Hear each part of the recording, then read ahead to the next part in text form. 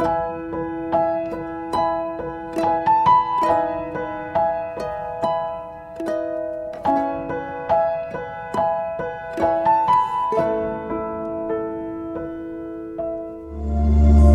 mengucap syukur buat kebaikan-Mu, buat kehadiran-Mu di tengah-tengah kami.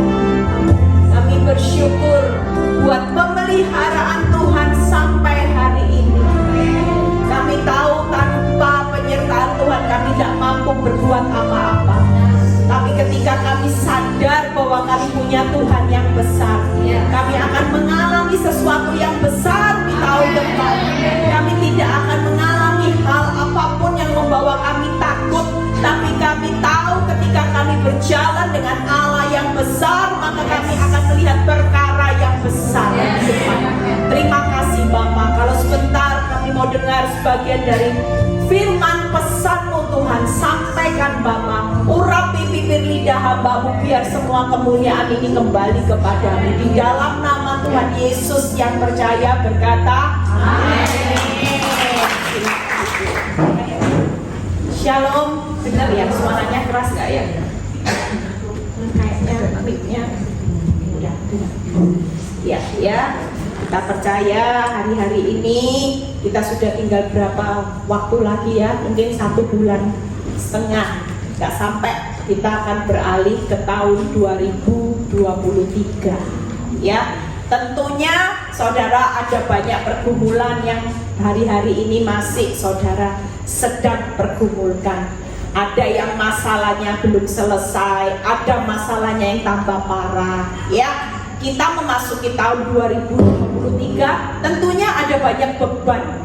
Tapi kita percaya bahwa bersama Tuhan kita tidak akan takut menghadapi tahun 2023. Seperti yang sudah saya khotbahkan, masa sukar itu sedang terjadi. Tapi kita sebagai anak Tuhan, kita akan hidup di dalam kasih karunia-Nya. Amin. Kasih karunia Tuhan itu luar biasa. Yuk kita baca terlebih dahulu Yesaya 26 ayat 3-4, supaya saudara tahu dengan siapa saudara berjalan di masa-masa yang sulit. Yesaya 26 ayat 3-4. Yang hatinya teguh kau jagai dengan damai sejahtera. Bisa ditayangkan gak Yesaya 26 ya? Sebab kepadamulah ia percaya.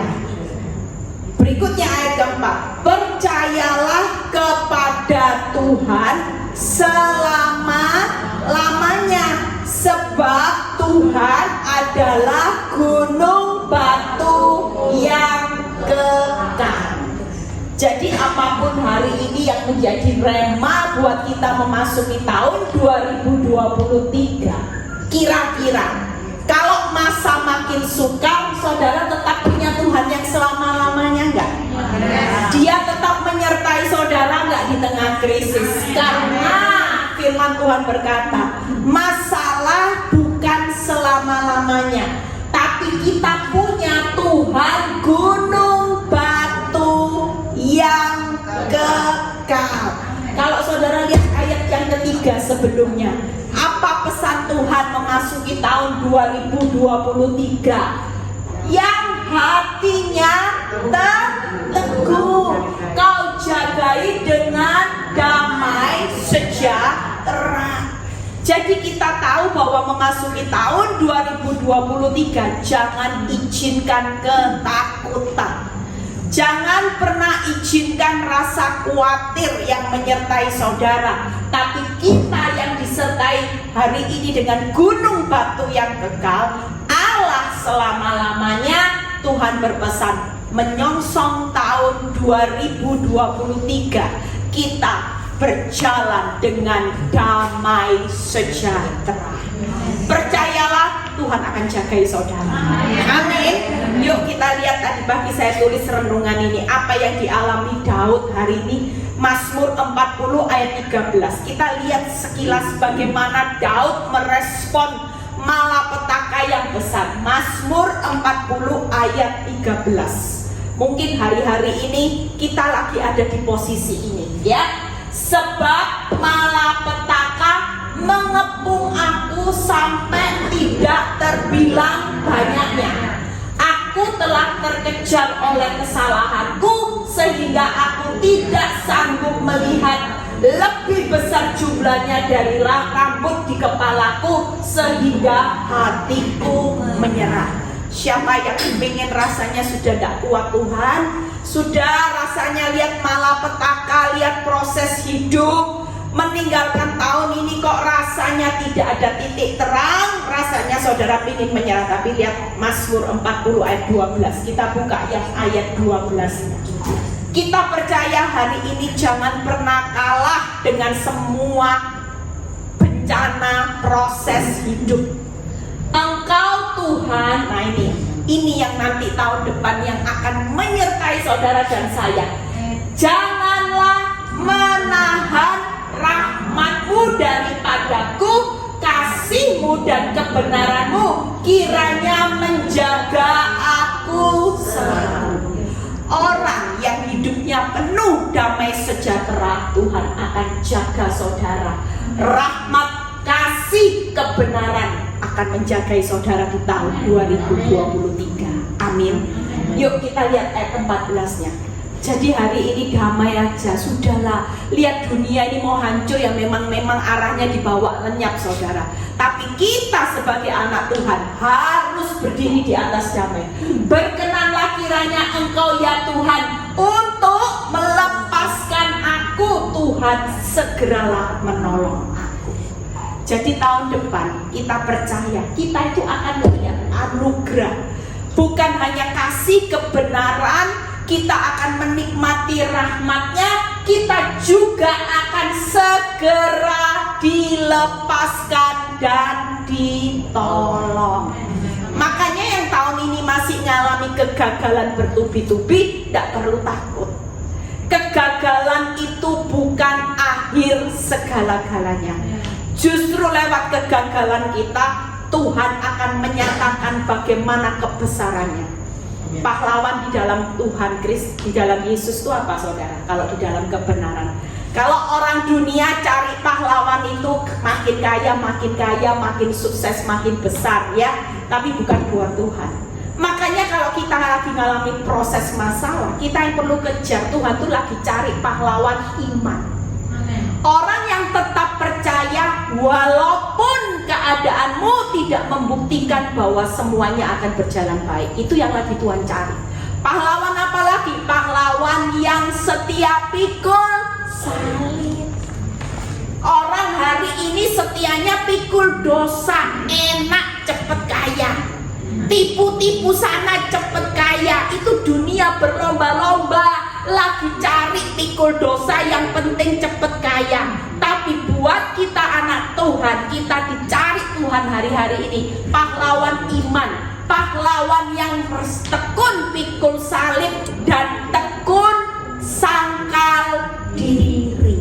Jadi 3 pahlawan ini saudara berlomba-lomba.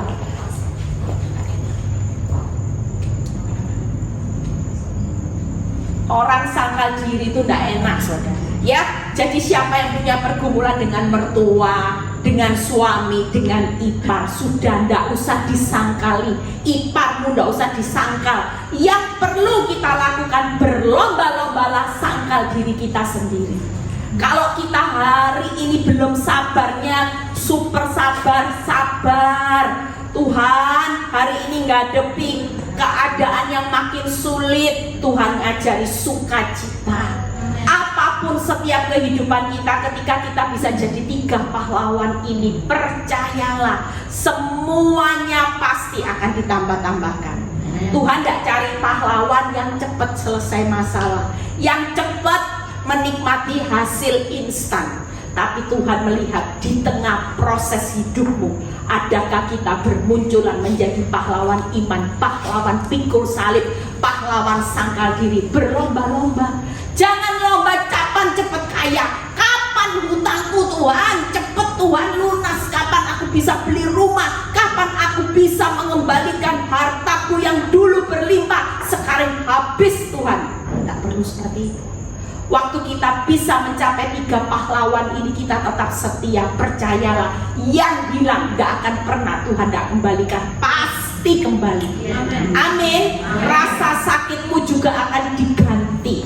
Yuk kita lihat bagaimana tahun anugerah nanti, kegagalan. 3 hal yang saya akan bahas ya.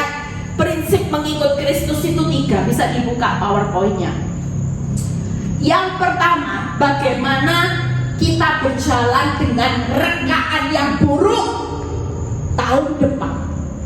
Kalau engkau lagi ngalami kegagalan, ada orang yang merancangkan yang buruk, merancangkan kejatuhanmu.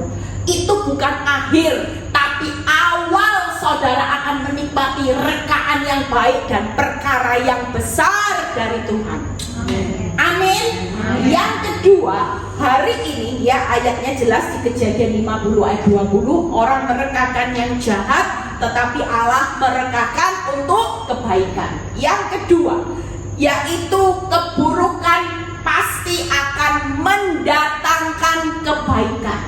Siapa yang lagi ngalami gagal, percayalah Allah turut bekerja di dalam segala sesuatu kegagalanmu untuk dirubah di tahun depan mendatangkan kebaikan. Yang penting percayalah, kalau kita sudah jadi pahlawan iman, pahlawan yang setia, pikul salib, sangkal diri, tidak usah sangkal orang lain tidak mau berubah, itu urusan orang lain. Yang penting hidup kita berubah, setiap hari sangkal diri, kita akan menikmati. Yang ketiga, yaitu Amsal 10 ayat 3 yang perlu dibaca. Yuk, kerugianmu akan mendatangkan berkat. Amsal 10 ayat 3. Kenapa? Kalau kita baca di Amsal 10 ayat 3, Tuhan tidak membiarkan orang benar menderita kelaparan. Jadi tidak usah takut, aduh resesi besar-besaran. Gimana Tuhan? Semuanya sudah tidak punya apa-apa, tabungan sudah minim, usaha makin sepi. Percayalah, kalau Tuhan berjanji tidak pernah membiarkan orang benar menderita kelaparan, berarti Tuhan akan bertindak memelihara orang benar untuk menikmati ini. Ayatnya berikutnya, baca 6a. Nah, apa yang akan Tuhan lakukan? Amsal 10 ayat 6a. Berkat ada di atas kepala orang benar. Kalaupun kerugianmu hari ini besar, tidak perlu takut. Sebesar apapun kerugian saudara, Tuhan tidak pernah membiarkan orang benar menderita kelaparan, tapi Tuhan akan menyertai orang benar dengan berkat-Nya. Amin. Jadi setiap kerugianmu jangan berpikir ini kegagalan. Kalau kita hari ini tetap setia menjadi pengikut Kristus, setiap kerugian akan dirubah menjadi berkat. 3 hal ini yang akan menyertai kita di tahun yang akan datang. Jadi siapa yang mengalami kegagalan, ada rancangan buruk, mungkin engkau dirancangkan hancur rumah tanggamu, usahamu hancur, engkau lagi disikut, ditusuk dari belakang, dari orang terdekat, tidak usah bales. Saudara tetap percaya ini akan direkakan kebaikan. Mungkin keadaan hidupmu tambah lama tambah buruk, keuanganmu tambah buruk, yang namanya keadaan usaha semakin sepi, masalah semakin rumit, tidak ada jalan keluarnya. Percayalah, Tuhan akan ambil alih. Dan Tuhan berkata, kalau engkau setia, tidak akan pernah aku bekerja di dalam masalahmu untuk mendatangkan keburukan, tapi justru ini akan menguntungkan. Amin. Yang ketiga, berkat itu akan dirubah. Nah, satu persatu saya akan bahas. Yang pertama, bagaimana kalau kita menghadapi rekaan yang jahat hari-hari ini? Yuk kita baca 2 Samuel 16 ayat 11 sampai 13 ya. 2 Samuel 16 ayat 11 sampai 13. Pula kata Daud ya, kepada Abisai dan kepada semua pegawainya. Lihat waktu Daud bagaimana anak kandungnya kepingin mencabut nyawanya. Ini masalah yang direkakan yang jahat. Sedangkan anak kandungku ingin mencabut nyawaku. 2 Samuel 16 ayat 11 sampai 13. Bisa ditayangkan? Terlebih lagi sekarang, nah ini ya, terlebih lagi sekarang orang Benyamin ini, biarkanlah ia mengutuk ya. Daud ini ngalami rekaan yang jahat itu bukan dari satu orang aja. Lihat ya, sebab Tuhan telah berfirman kepadanya demikian. Berikutnya sampai 13, 12. Mungkin Tuhan akan memperhatikan kesengsaraanku ini dan Tuhan membalas yang baik kepadaku sebagai ganti kutuk orang itu pada hari ini. Lihat ya ayat 13. Demikianlah Daud melanjutkan perjalanannya dengan orang-orangnya. Ini orang yang merekakan Daud yang jahat. Sedang Simei berjalan terus di lereng gunung bertentangan dengan dia, dan sambil berjalan ia mengutuk dan melemparinya dengan batu dan menimbulkan debu. Kata yang utama yang saudara lihat waktu Daud berkata, coba buka di ayat 11 ya. Nah ini kata Daud kepada Abisai semua pegawainya, sedangkan anak kandungku ingin mencabut nyawaku, terlebih sekarang ini orang Benyamin. Ini satu kata. Jadi hari ini kalau kita lagi dirancangkan yang jahat sama orang, biarkanlah. Biarkan, bisa enggak membiarkan orang yang jahat hari ini? Enggak usah dibales. Biar kalau dia mau ngutuk, dia mau ambil untung dari perbuatan baikmu. Sudah baik Bu Eli, malah dijegal, malah aku hari ini dijerumuskan sampai aku ngalami yang masalah yang besar. Tuhan mau kita semua membiarkan. Biarkan rekaan yang jahat. Bu Eli kok tambah jahat ya? Itu wanita tobat pelakor makin dibiarkan, makin menjadi-jadi Bu Eli, makin gaya, makin nyakiti hati saya, makin menjajah hidup saya. Tuhan tetap berkata, biarkanlah. Sudah, biar. Semua yang jahat ini engkau tampung aja, jalani sesaat. Tapi semuanya ada di tanganku, nanti akan menjadi rekaan yang baik. Apa coba? Buka PowerPoint-nya. Hari ini Tuhan katakan di ayat 12, mungkin Tuhan akan memperhatikan kesengsaraanku dan membalas yang baik kepadaku sebagai ganti kutuk. Nah, kenapa kita perlu membiarkan orang-orang yang jahat sama kita? Kita tidak perlu balas. Kita tidak perlu berkata, Tuhan mana pembalasan. Suatu kali kita akan menikmati rekaan yang baik melebihi rasa sakitnya. Kenapa? Karena Tuhan sedang memperhatikan kesengsaraan. Tuhan hari ini akan membalas semua yang saudara timpa pahit hari ini, dan saudara berkata gini, sudah Tuhan, aku membiarkan, aku juga tidak akan balas, aku tetap berdoa mengasihi. Percayalah nanti tahun depan saudara akan menerima balasan yang luar biasa dari Tuhan. Kita akan ditampung rasa sakit kita dan Tuhan membalas semua kebaikan kita. Amin. Bahkan Tuhan akan memberi upah. Orang yang nyakiti, yang mengutuki kita, dia akan tertimpa kutuk, tapi kita akan menikmati upahnya Tuhan. Amin. Jadi nggak perlu dibales ya. Kuncinya apa? Biarkan. Semuanya akan berlalu dengan kebaikan, dengan upah. Karena Tuhan lagi memperhatikan siapa yang kuat pikul salib sangkal diri, disakiti pikul salib tetap setia, disakiti difitnah tidak usah merubah seseorang, tapi pikul salib dan sangkal diri sendiri untuk berubah. Amin. Yang kedua, yuk bagaimana contoh rekaan yang baik itu akan mendatangkan kebaikan ya. Jadi apabila kita mengalami keadaan yang buruk, hari ini mungkin banyak orang yang kepepet. Banyak orang yang datang sama saya hari ini gini, Bu Eli, kita ini sudah tidak bisa berbuat apa-apa. Bagaimana berbuat apa-apa? Uang sudah tidak punya, usaha sudah mulai tidak ada orang yang mau beli dagangan kita. Lama-lama kita ini gimana, Bu Eli? Satu hal yang saya katakan, bahwa Tuhan tidak pernah membiarkan orang benar menderita kelaparan. Kita percaya tahun depan semuanya akan berjalan dengan kasih karunia. Kita tidak tahu kasih karunia Tuhan itu seperti apa, tapi banyak orang yang hari-hari ini ngalami kasih karunia Tuhan itu kaget-kaget, saudara. Ya, yang seperti saya ceritakan di khotbah saya. Ada orang yang ketinggalan pesawat, rugi kelihatannya, beli tiket baru, rugi waktu. Tapi dia belajar mengucap syukur karena dia tahu bahwa Allah itu pun turut bekerja. Di tengah keburukannya tetap mendatangkan kebaikan. Siapa yang sangka?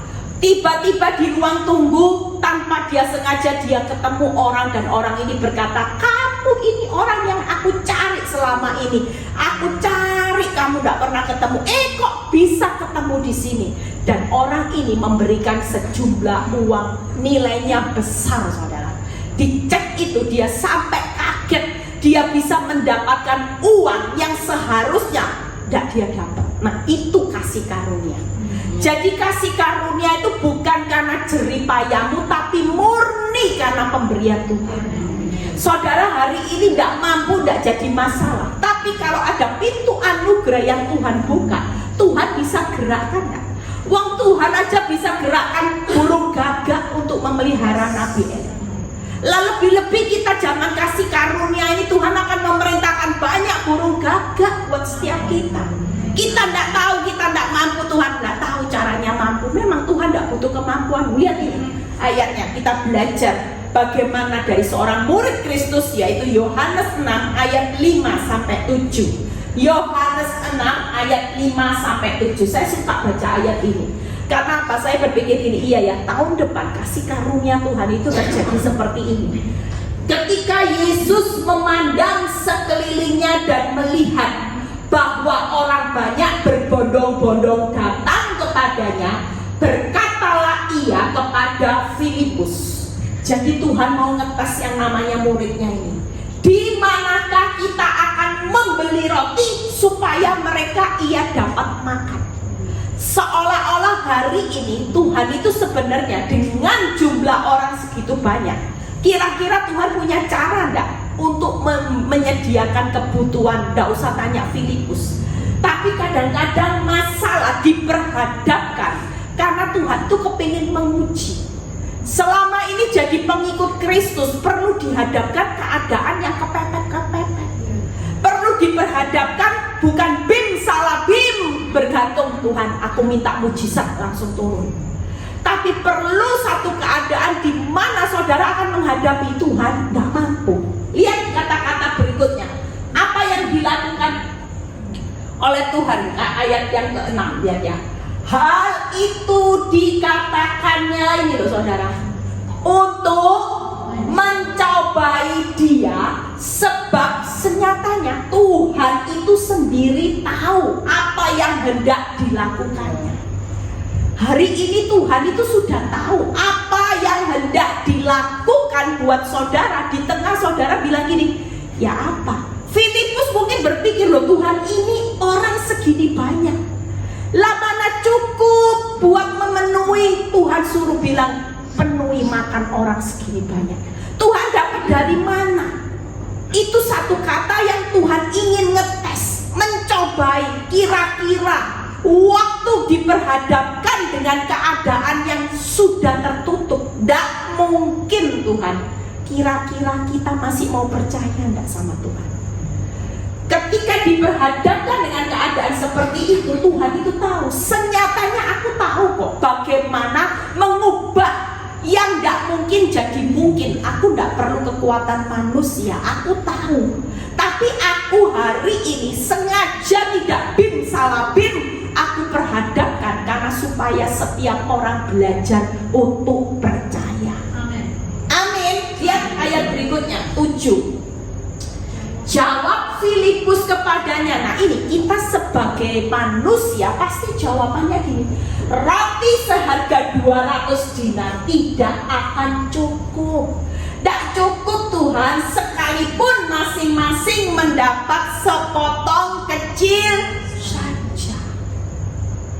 Keadaan hidup saudara mungkin sama. Kita berkata tidak cukup loh Tuhan, tidak cukup. Itu kenapa? Karena kita pakai akal logika sebagai manusia. Kita pakai cara pandang kita. Kita lupa bahwa Tuhan yang menyertai saudara itu Tuhan ini tahu apa yang kita butuhkan, enggak? Tahu. Orang yang datang berbondong-bondong, Tuhan sudah tahu berapa kebutuhan. Sementara yang dipunya cuma 5 roti. Tapi Tuhan tahu berapa kebutuhan kita. Amin. Tidak peduli hari ini keadaanmu makin buruk dengan apa yang kau punya, semakin tidak cukup. Tapi Tuhan jelas tahu apa yang kita butuhkan di tahun yang akan datang. Dia tidak akan pernah membiarkan orang benar menderita kelaparan. Yang kedua, Tuhan itu tahu apa yang harus dia lakukan. Kalau keadaanmu bertambah buruk, ini cuman ujian. Ujian, dia ingin tahu imanmu selama ini jadi orang Kristen bertahun-tahun, baca firman sampai katam, ibadah tidak pernah bolong-bolong. Yang jadi pertanyaannya, sudahkah kita jadi pahlawan iman? Antara fakta dan yang kita butuhkan jelas jauh. 5 roti 5.000 saudara. Tidak mungkin kekuatanmu bisa, tapi Tuhan tahu kok. Tuhan tahu semuanya. Makanya hari ini keadaanmu makin buruk, tidak perlu takut. Tetap miliki damai sejahtera bahwa Tuhan gunung batu yang kekal itu akan menyertai saudara sampai selama-lamanya. Kalau sampai selama-lamanya berarti dalam setiap kata tidak cukup, Tuhan akan mencukupkan lebih dari cukup, buktinya sisa. Amin. Bukan pas, tapi berjalan dengan Tuhan itu selalu lebih dari cukup. Sisa 12 bangkul. Karena ini tahu tadi loh saudara, Tuhan tahu semuanya, Tuhan tahu. Tahun depan jangan jadi orang yang ketakutan seolah-olah kau tahu, serba tahu, hidupku bakal hancur. Salah. Hidupku terpuruk, hidupku bakal Tuhan ancur-ancuran dengan apa yang aku punya. Saudara, jangan melebihi Tuhan. Jangan merasa lebih pintar dari Tuhan, karena senyatanya Tuhan bilang gini, kamu ini manusia, 1 jam tidak tahu loh jalan hidup. Kamu tidak tahu apa-apa. Aku Tuhan Allah yang lebih tahu apa yang kamu butuhkan. Hari ini aku tahu cara untuk aku melakukan mujizat, aku sudah tahu. Tidak usah menggurui Tuhan. Tuhan, aku pasti bangkrut Tuhan, tidak usah. Kalau engkau berkata bangkrut, ya sudah. Tapi Tuhan bilang ini, enggak, keadaan yang buruk, aku turut bekerja, selalu ujung-ujungnya itu pasti kebaikan. Gak mungkin aku mengizinkan setiap anakku mengalami sesuatu yang buruk. Anugerah. Kita hidup ini di zaman anugerah. Sejak Yesus mati di kayu salib, Dia akan memberikan anugerah. Yang gak bisa saudara tahu kebutuhanmu, saudara gak bisa melakukan, bahkan kemampuanmu, engkau gak punya kemampuan untuk bisa keluar dari masalah, Dia sudah sediakan. Amin. Yang terakhir ya, bagaimana hari ini kita berjalan di atas berkat. Nah, buka Mazmur 112 ayat 1 sampai 4. Mazmur 112 ayat 1 sampai 4. Nah, haleluya. Berbahagialah orang yang takut akan Tuhan, yang sangat suka kepada segala perintahnya. Tahun depan kalau kita mau melihat kebahagiaan, jangan terus hidup cari solusi masalah. Yang kita kejar, kata kunci takut akan Tuhan, sangat suka. Bukan hanya sekedar suka, tapi sangat suka kepada segala perintahnya. Jujur, setiap hari saudara sudah melanggar berapa banyak perintah Tuhan. Disuruh sukacita, ya hidup stres. Disuruh mengucap syukur, ngomel terus. Disuruh berdoa, jalan-jalan putri mall. Stres Bu Eli, daripada stres lihat film Korea aja Bu Eli. Disuruh baca firman, nonton film. Coba satu hari saudara, ada berapa banyak perintah Tuhan yang kelihatannya gampang aja saudara nggak lakukan.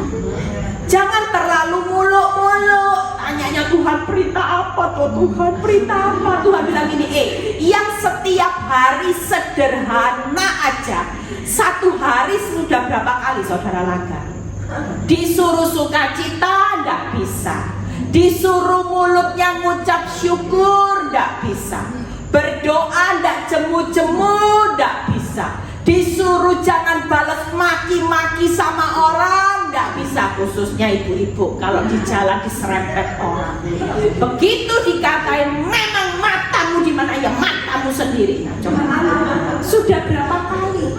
Kalau saudara baca, kita mau dapat kunci kita berbahagia, yaitu belajarlah untuk mendisiplin takut dan taat. Sangat suka, ya sudah Tuhan aku mau melakukan.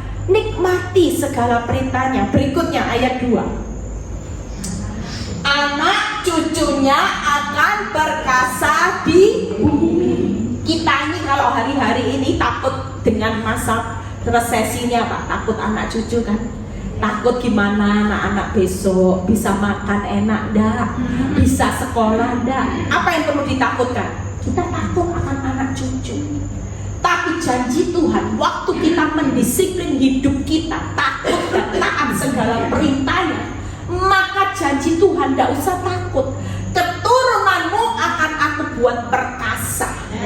Kalau perkasa itu berarti keturunan kita itu selalu ditarik Tuhan di atas. Wong namanya perkasa, tidak pernah dipermalukan, tidak pernah dibiarkan menderita kelaparan. Lihat ya, angkatan orang benar akan diberkati. Jadi kalau keadaanmu hari ini ruginya besar, sudah nggak usah pusing. Kapan dikembalikan Tuhan? Kapan? Makin fokus dengan hasil, saudara akan kehilangan banyak hal. Tapi makin fokus dengan mengubah hidupmu jadi orang yang takut akan Tuhan, taat akan segala perintahnya, janjinya anak cucu, angkatan orang benar akan diberkati. Sudah perkasa diberkati, luar biasa nih saudara. Orang nanti tidak ngerti, orang dunia tidak tahu rahasia ini. Mereka ketakutan akan keturunan mereka, hari esok mereka. Tapi kita ini berlomba nanti tahun depan jadi orang yang perkasa dan diberkati Tuhan sampai anak cucu. Lihat berikutnya, ayat yang ketiga. Nah, harta dan kekayaan ada dalam rumahnya. Bukan ditulis hutang dan hutang, bukan. Kita jangan takut. Kalau Tuhan berjanji harta dan kekayaan rumah, itu berbicara seisi rumah kita. Seluruh keluarga kita itu akan dikejar harta dan kekayaan. Kebajikannya tetap untuk selama-lamanya. Berikutnya ayat 4. Di dalam gelap terbit terang bagi orang benar, pengasih dan penyayang orang yang adil.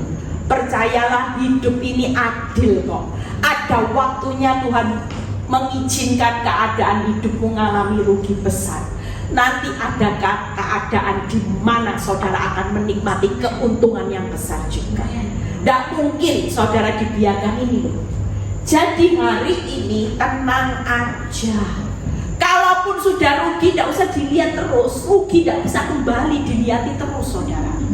Tapi waktu saudara menyerahkan rugi saudara ke tangan Tuhan dan saudara melibatkan gunung batu yang kekal selama-lamanya, percayalah, semua yang rugi itu tidak akan dibiarkan Tuhan. Orang benar menderita kelaparan, justru Tuhan berkata, apa yang rugi aku akan kembalikan sampai anak cucu diberkati.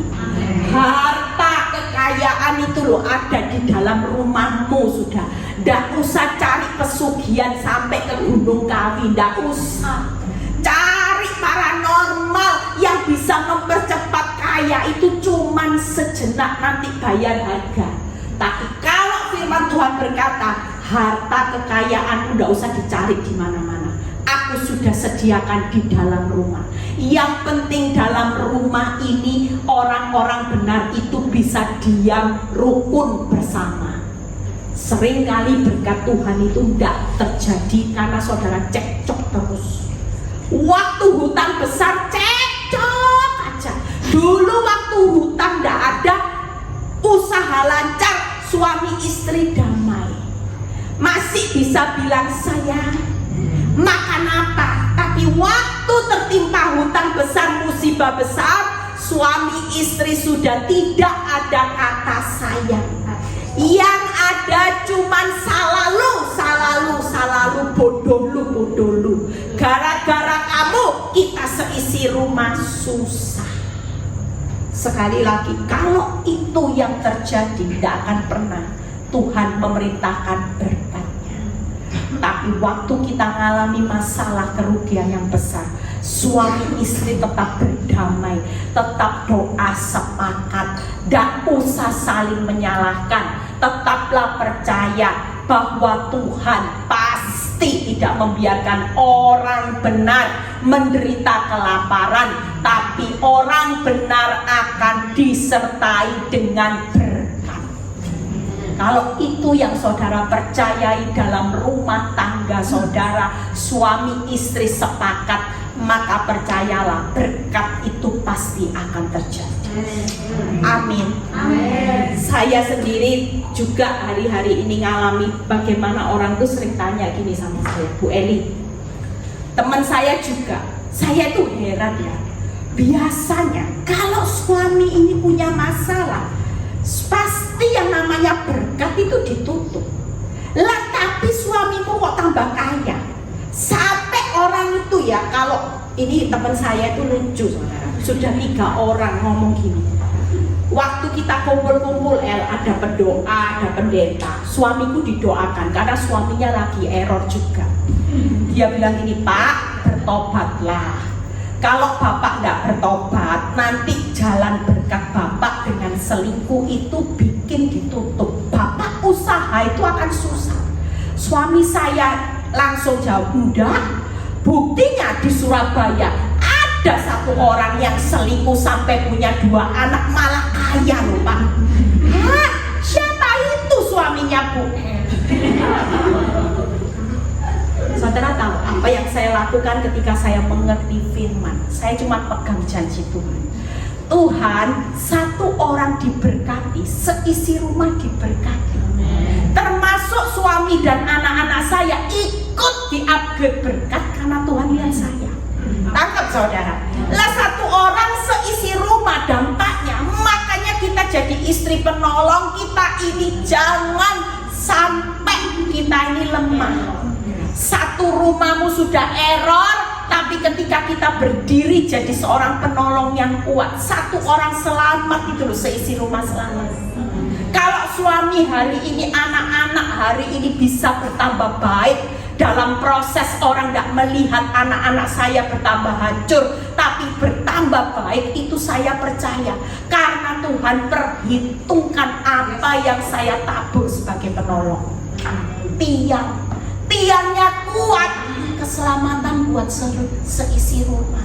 Itu tadi, kalau firman Tuhan berkata harta kekayaan ada di dalam rumahmu, ketika dalam rumah ini ada seorang aja yang berdoa, ada error. Kalau error semua, ya sudah bangkrut benar-benar. Ya siapa yang mau topang? seorang wanita yang nangis, yang berani bayar harga buat anak-anaknya, bersyafaat buat suaminya setiap hari. Kira-kira Tuhan dengar enggak apa yang saya serukan? Pasti. Amin. Jadi 3 hal ini akan menyertai saudara di awal tahun, ya. 3 hal apa? Tadi buka yang pertama. Hari ini jangan takut, kegagalan bukan segalanya. Karena kegagalan direkakan yang buruk, nanti tahun depan biarkan aja. Hari ini suamimu belum berubah, mertuamu tambah galak, iparmu, teman baikmu, partner bisnismu makin jahatnya. Sudah itu tadi Daud berkata, biarkan. Biar dia mau kutuki, dia mau embat uangmu, sudah biarkan. Serahkan sama Tuhan. Nanti ruginya akan diganti sama Tuhan yang hilang berlipat-lipat. Amin. Mungkin keadaanmu hari ini ngalami keadaan yang benar-benar tidak cukup. Tuhan tidak cukup. Diputar otak, dibolak-balik, sudah tidak cukup. Ini cuman ujian. Allah pasti turut bekerja mendatangkan kebaikan kalau kita sudah lulus. Waktu kita berkata aku tetap percaya, tidak cukup memang. Menurut kemampuan tidak cukup. Menurut akalku tidak cukup. Menurut semua yang aku punya sudah tidak cukup. Tapi Tuhan berkata, aku tahu kok. Apa yang kamu butuhkan, aku tahu. Apa yang harus aku lakukan di tahun depan untuk menolong hidupmu, aku tahu. Aku juga tahu bahwa kemampuanmu sangat terbatas. Engkau ini cuma debu. Tanpa Tuhan kita tidak bisa berbuat apa-apa. Waktu kita bisa berdiri di atas firman, di atas kebenaran, maka kebenaran pasti memerdekakan saudara. Tapi kalau kita berdiri terus di atas fakta, tidak cukup terus saudara. Tapi kalau kita berkata, enggak Tuhan, tidak cukup, tapi aku tahu, engkau tahu apa yang aku butuhkan seberapapun. Engkau juga sudah punya cara untuk menolong aku dengan caramu yang ajaib. Waktu itu saudara hidupi, maka jadilah menurut iman saudara. Amin. Yang sudah mengalami kerugian besar, percayalah sudah, tidak usah dipikiri. Tuhan tidak akan biarkan saudara menderita kelaparan, tapi justru orang benar disertai dengan berkat-berkatnya. Amin. Sampai anak cucu. Amin. Yuk bangkit berdiri. Kita mau hari ini menyerahkan semua. Siapa yang lagi mengalami ketiga-tiganya, serahkan sudah. Ya, mungkin saudara bilang, ibu saya mengalami tiganya. Saya direkakan yang jahat. Keadaanku setelah direkakan yang jahat tambah parah. Tidak tahu harus berbuat apa. Mana keadaan keuanganku hari ini ruginya besar-besaran. Percayalah, di tangan saudara semuanya tidak bisa. Tapi waktu kita melibatkan Tuhan seperti Daud di Mazmur 40, Daud berkata, malapetaka yang mengepung aku tidak terbilang banyaknya, tapi Tuhan akan berjanji segera melepaskan dan menolong saudara dengan caranya yang ajaib. Siang ini Tuhan berkata, aku memberikan kemenangan. Aku sudah sediakan kemenangan, bukan kehancuran di balik semua reka-rekaan yang buruk.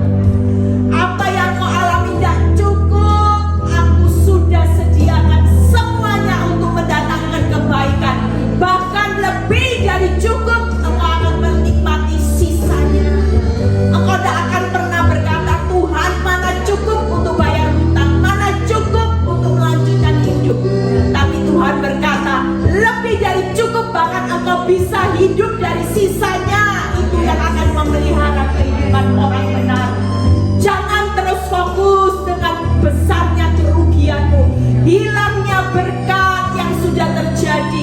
Tapi Tuhan mau engkau fokus dengan kebesaranku, bahwa aku tidak akan pernah membiarkan orang benar menderita kelaparan. Terima kasih Bapa. Kami percaya Tuhan, firman ini meneguhkan kami untuk kami meninggalkan tempat ini. Kami berubah. Kami tidak lagi takut menghadapi tantangan. Kami tidak akan takut menghadapi tahun 2023. Dunia berkata takut, dunia penuh kepanikan karena mereka tidak mengerti kebenaran. Tapi kami mau jadi orang benar,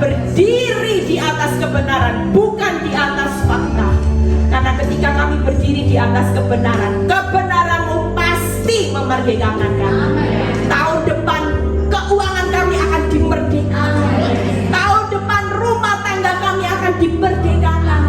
Semua sakit penyakit kami pasti disembuhkan oleh kuasa bilur-bilur-Mu. Terima kasih Bapa. Biarlah kuasa-Mu bekerja, kuasa-Mu terus menyertai kami sampai pada akhirnya. Engkaulah gunung batu kami yang kekal. Bukan masalah kami yang kekal, tapi Engkau gunung batu kami yang kekal. Berkati Bu Ulan dan Bu Lina yang sudah banyak melayani Tuhan di tempat ini, menyediakan tempat ini Tuhan. Apa yang jadi pergumulan mereka, Engkau sudah memberikan jalan keluar yang terbaik. Engkau juga memberkati seluruh pengerja PD Victory Bali Tuhan. Apa yang mereka tabur untuk melayani Tuhan tidak pernah kembali dengan sia-sia. Baik pemain musik hari ini juga Tuhan, worship leader semuanya Tuhan.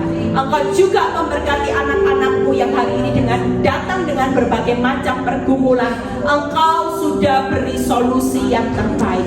Kekuatan-Mu mengalir dan semua yang terbaik itu sudah kami terima Tuhan. Kalau sebentar kami mau memberi persembahan yang terbaik untuk pekerjaan Tuhan di tempat ini. Biarlah Tuhan Engkau memberkati setiap tangan-tangan yang sudah memberi, Engkau mengembalikan berlipat-lipat. Di dalam nama Tuhan Yesus yang percaya berkata, amin.